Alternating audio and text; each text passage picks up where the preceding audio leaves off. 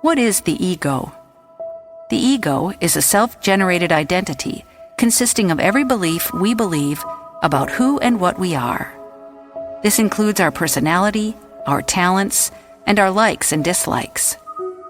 The ego is what keeps us locked away in our minds in an endless cycle of chatter, separated from the present moment. It is the identity created and reinforced by the story we tell ourselves. Our stories are, however, just that, stories. They do not make up who we are. Eckhart Tolle says, the most common ego identifications have to do with possessions, the work you do, social status and recognition, knowledge and education, physical appearance, special abilities, relationships, personal and family history, belief systems, and often nationalistic, racial, religious, and other collective identifications. None of these are you. While the ego is an aspect of the human condition, it is not the true essence of who we are. When we operate from ego, we are generally obsessed with right and wrong, blame and shame. We are not acting from a loving place, but a judgmental place. We are not acting from a place of how can I serve or how can I give. Rather, what do I get and how do I look? Learning to identify the traits and behaviors of the ego, and then working to consciously make a different choice, will drastically change your life. Here are 3 tips on managing your ego to create a more peaceful, loving life. Number 1, stop taking things personally. The ego loves to get offended. It loves to feel wounded, and it thrives on pain and conflict.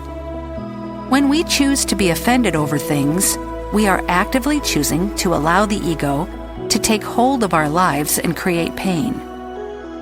In order to disassociate from this decision and make a different choice, we must recognize that love is our natural state. Humans actually want to connect and feel joy, not misery. If someone does or says something that makes you feel any negative emotion, you have 2 choices. You can react and engage in conflict, or you can recognize that the trigger within you is an opportunity for your own growth. You can choose to recognize that anything negative said or done from another is likely a projection of their own ego. Don't waste your energy on ego battles. Save it for love and service. Number 2, forgive. The ego loves being right. It sustains itself in this way. The problem is, it also keeps you from doing what you need to do to move closer to love and truth. The ego is sort of like a weed in this way. It may have pretty flowers for your inner garden, but if left unattended, it will choke out all of your other plants and leave you in a big mess.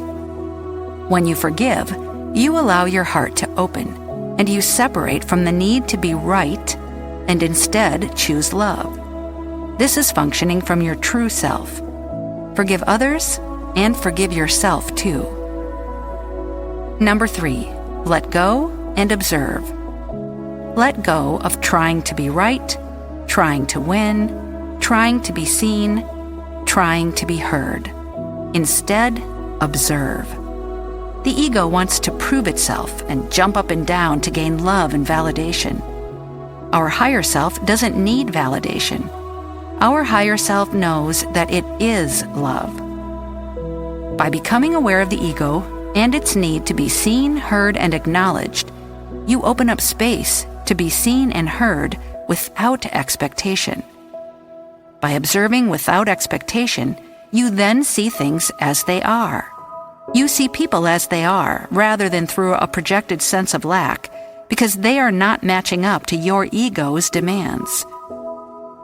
In this space, there is also an opportunity to sit back and observe as to who or who is not functioning from a place where they can offer themselves up emotionally to give love, acceptance, adoration to you.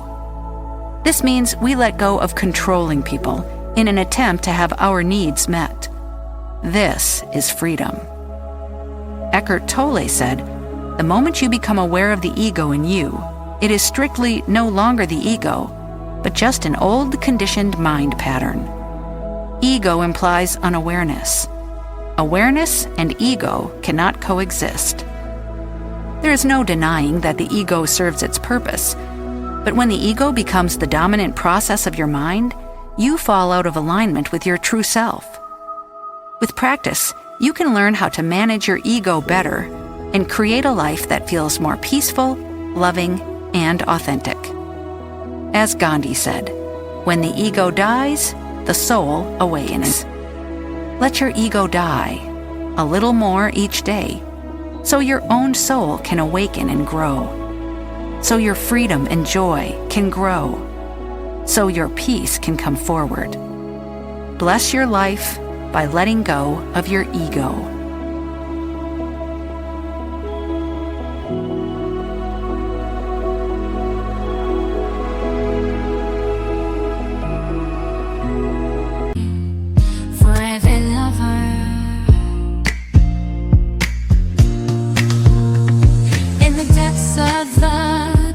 Night, your love shines through, a guiding light. With every heartbeat I feel your grace. In your warm embrace I find my place. Darling, don't cry, don't shed a tear, for I'll be your fortress, I'll always be near. Though storms may rage and oceans may roar, I'll stand by your side forevermore. Through the trials and the tests we face, our love will endure, it cannot be erased. So dry your eyes, my love, and take my hand. Together